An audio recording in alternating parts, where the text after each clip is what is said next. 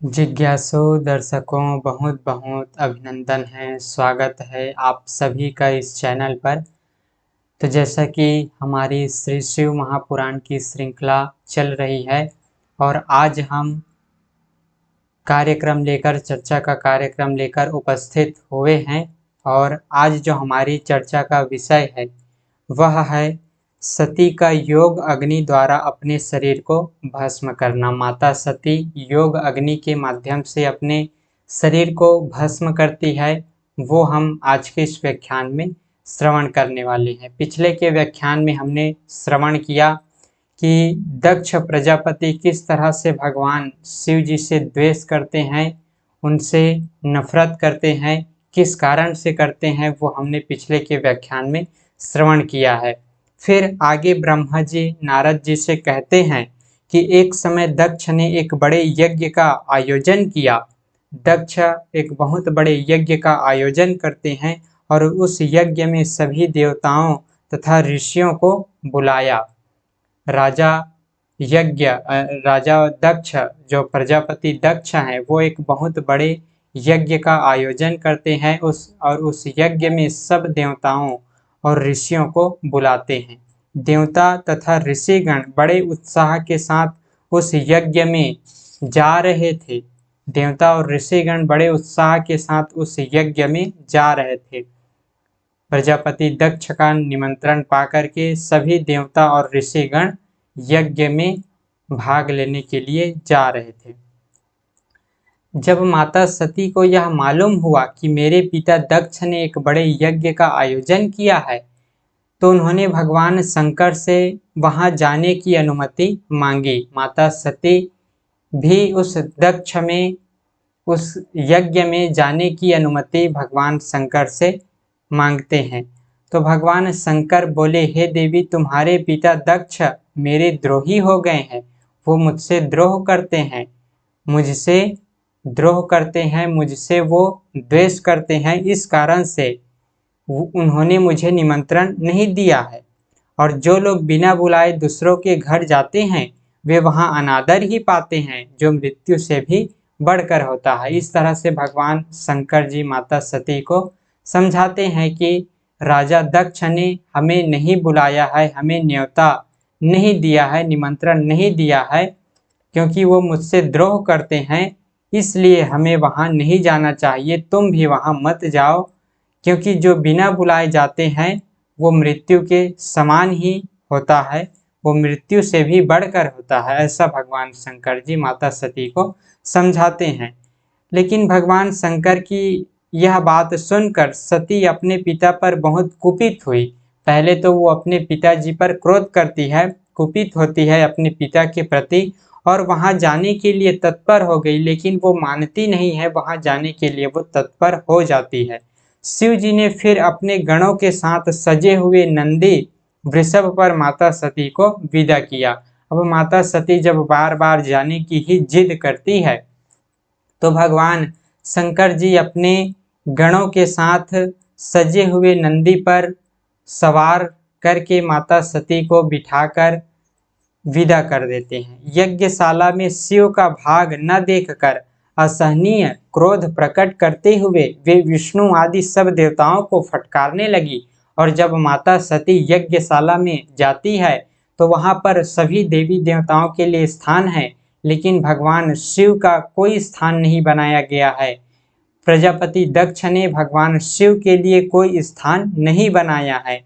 यह जाकर जब माता सती देखती है तो वो यज्ञ में उपस्थित विष्णु आदि सभी देवताओं को फटकारने लगती है, उन पर क्रोधित होती है। अपने पिता के प्रति रोष व्यक्त करते हुए वे बोली कि हे तात, आप शंकर के निंदक हैं, आपको पश्चाताप करना पड़ेगा।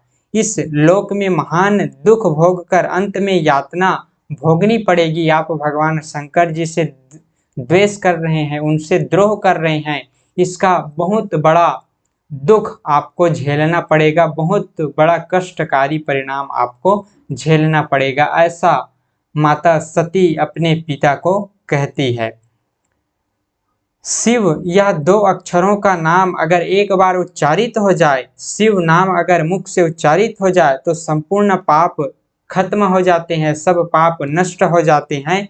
अहो, आप उन्हीं शिव से विपरीत होकर, आप उन्हीं भगवान शिव से द्वेष करके, उन पवित्र कीर्ति वाले सर्वेश्वर शिव से आप द्वेष कर रहे हैं, जिनका नाम लेने मात्र से सब पाप खत्म हो जाते हैं, सभी पापों का नाश हो जाता है।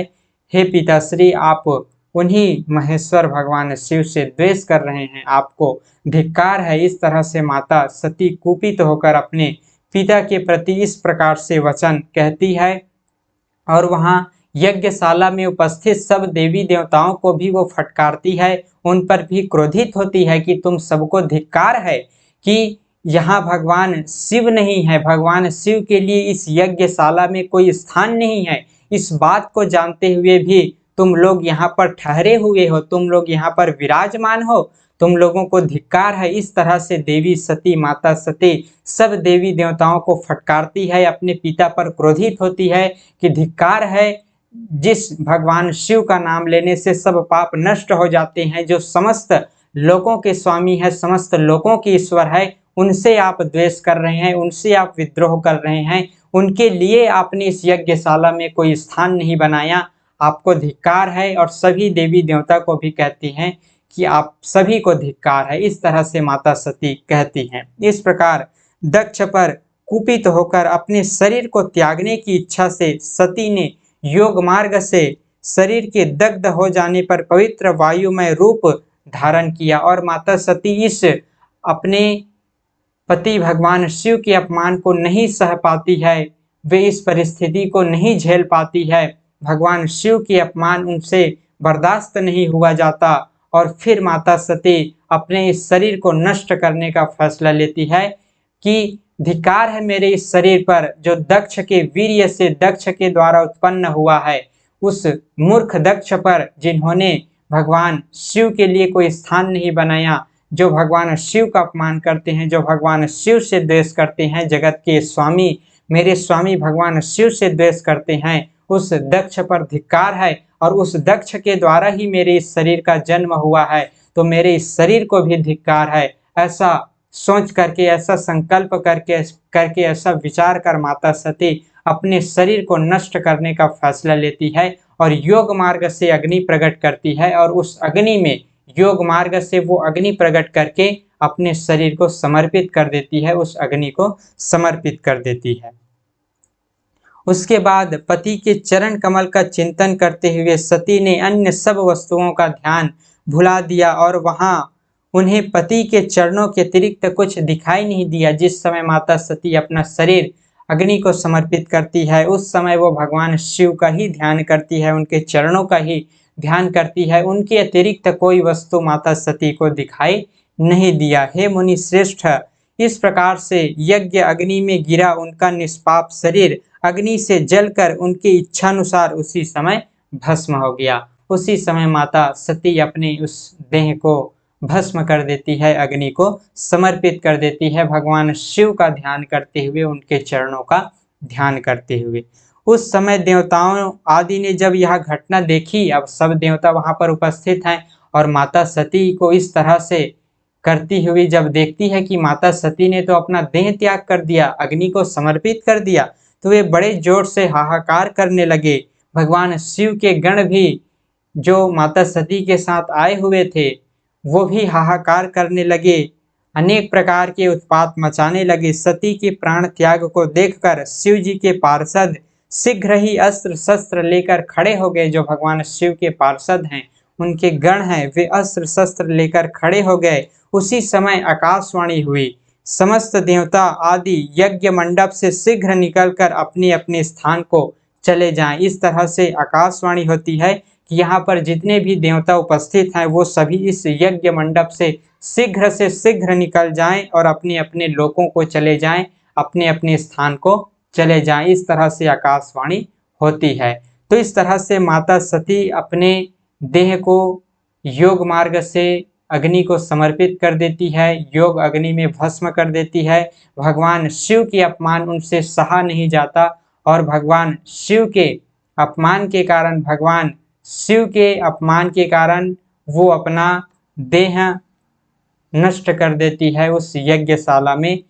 अपना देह योग अग्नि के माध्यम से नष्ट कर देती है, समर्पित कर देती है, अग्नि देव को समर्पित कर देती है।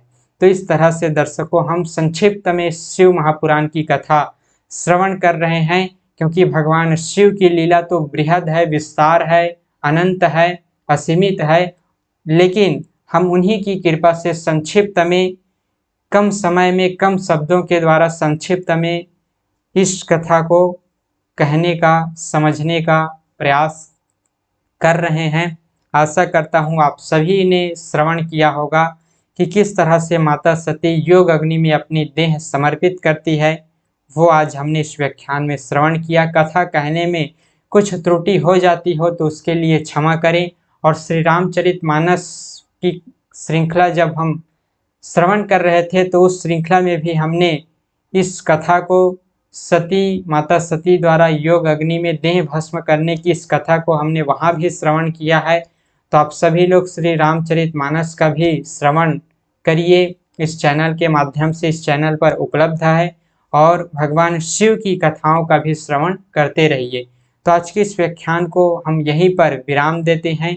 पुनः मिलेंगे फिर से अगले दिन आगे की चर्चा का कार्यक्रम लेकर। बहुत बहुत आभार आप सभी का। ओम तत्सत।